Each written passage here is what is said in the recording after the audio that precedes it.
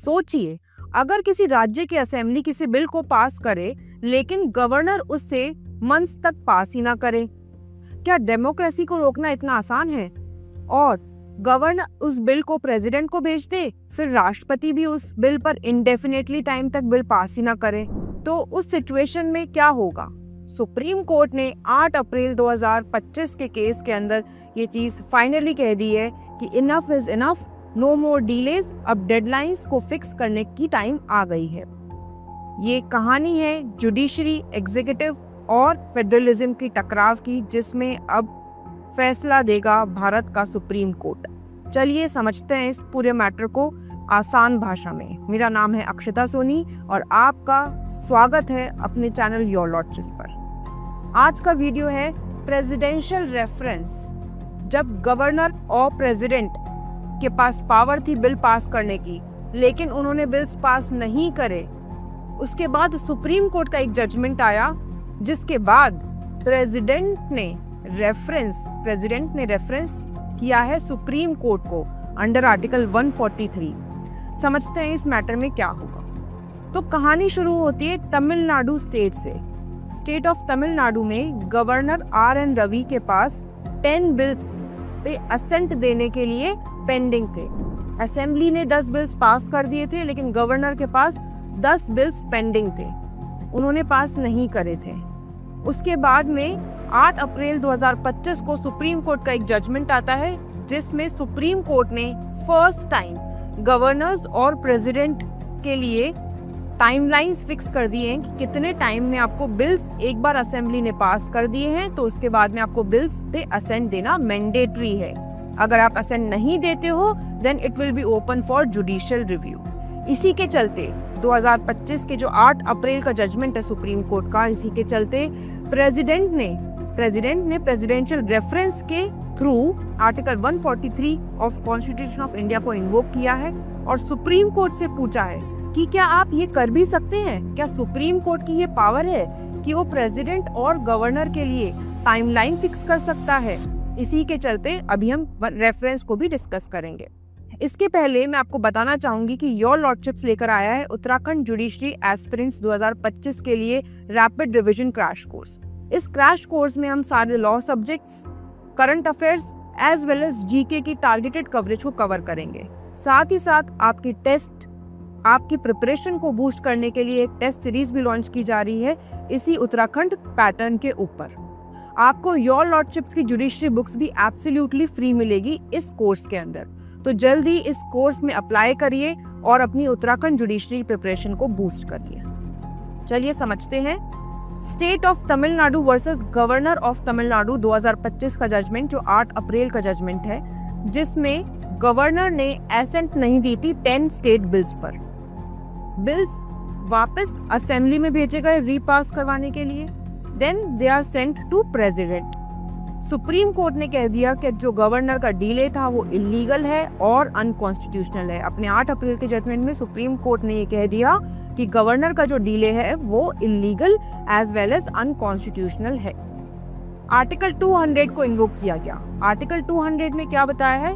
Governor की power बताई है बिल्स पर असेंट देने के लिए। तो सुप्रीम कोर्ट ने कहा कि गवर्नर के पास पावर्स है कि वो असेंट दे सकता है। असेंट मतलब इसके ऊपर यस या नो के लिए बता सकता है, लेकिन कैन नॉट विथहोल्ड इनडेफिनेटली, हमेशा के लिए इनडेफिनेटली विथहोल्ड करके नहीं बैठ सकता।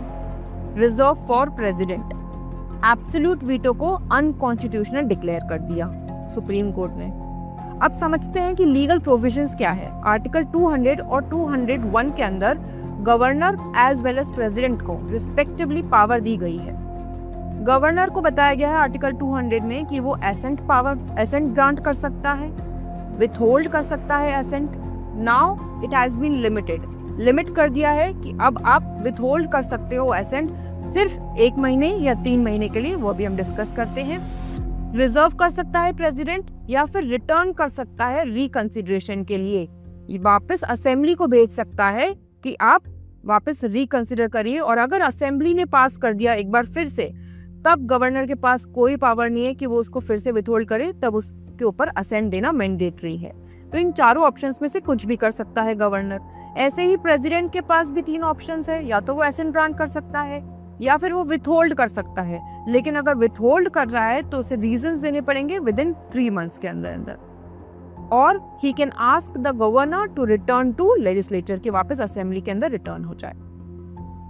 अब सुप्रीम कोर्ट ने आर्टिकल 200 और 201 के अंदर गाइडलाइंस फिक्स कर दी अपने लैंडमार्क जजमेंट के थ्रू। जैसे कि गवर्नर के लिए अगर काउंसिल ऑफ मिनिस्टर्स की एडवाइस पे बिल पास हुआ है, तो अगर गवर्नर चाहता है कि बिल रिटर्न करना है तो उसे विद इन 1 मंथ में रिटर्न करना होगा। अगर काउंसिल ऑफ मिनिस्टर्स की एडवाइस नहीं है तो वो रिटर्न कर सकता है विद इन 3 मंथ्स के अंदर अंदर। इसी तरीके से अगर रीपास हो गया है, मतलब असेंबली ने फिर से पास कर दिया है, तो उसे 1 मंथ के अंदर अंदर असेंट देना ही होगा।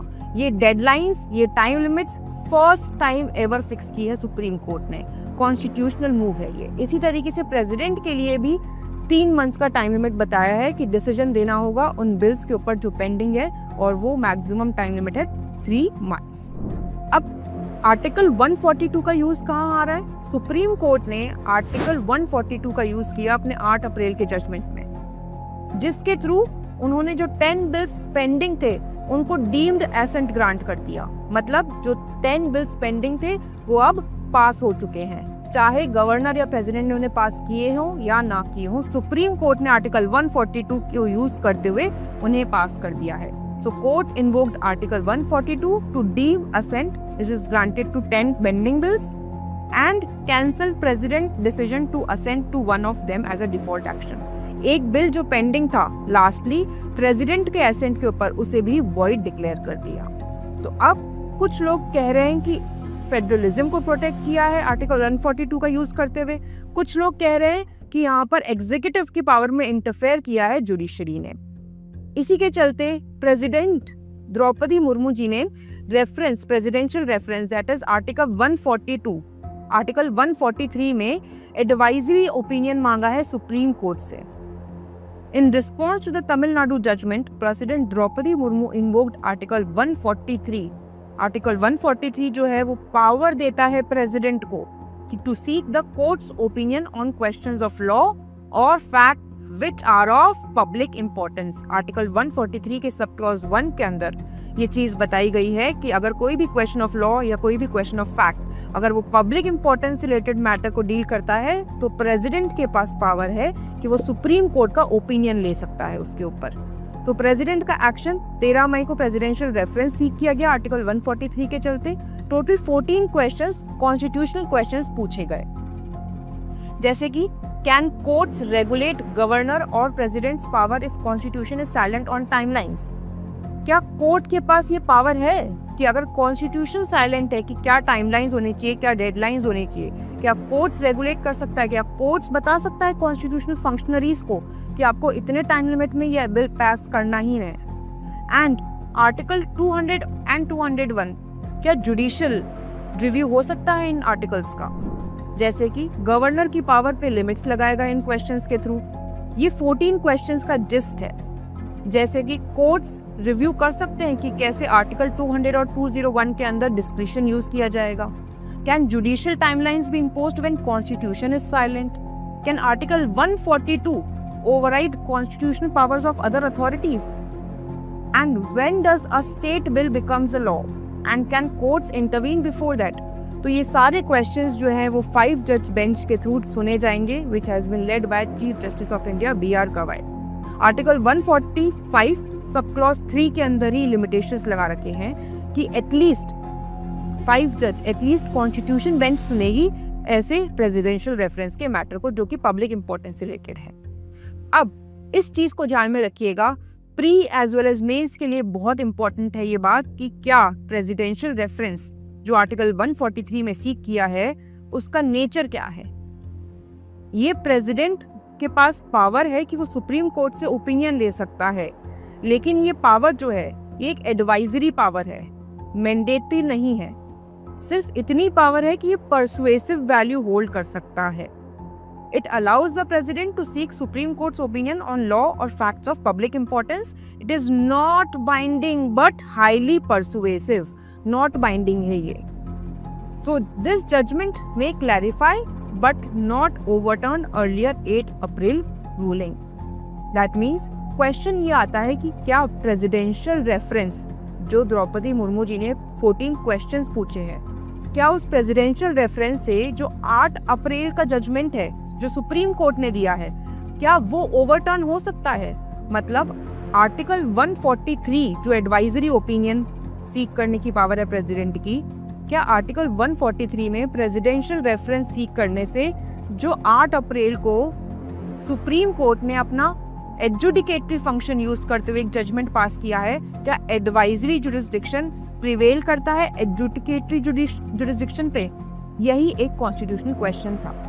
तो इसी चीज को क्लैरिफाई करते हुए कहा है कि 8 अप्रैल का जजमेंट जो है वो ओवरटर्न नहीं कर सकता प्रेसिडेंशियल रेफरेंस को। क्यों?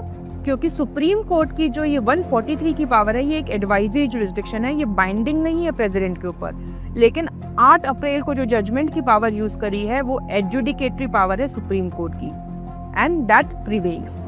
इसी तरीके से प्रेसिडेंट्स भी साइड किए गए हैं सुप्रीम कोर्ट के अंदर, जैसे कि Saint Xavier's College versus Gujarat 1974 का ये जजमेंट था, जिसमें ये कहा गया कि ये जो पावर है एडवाइजरी जुरिस्डिक्शन सीक करने की, ये पावर जो है it is not a binding president. As well as Kaveri reference case जो था, इसमें भी ये कहा गया कि advisory opinion can not reverse adjudicatory rulings.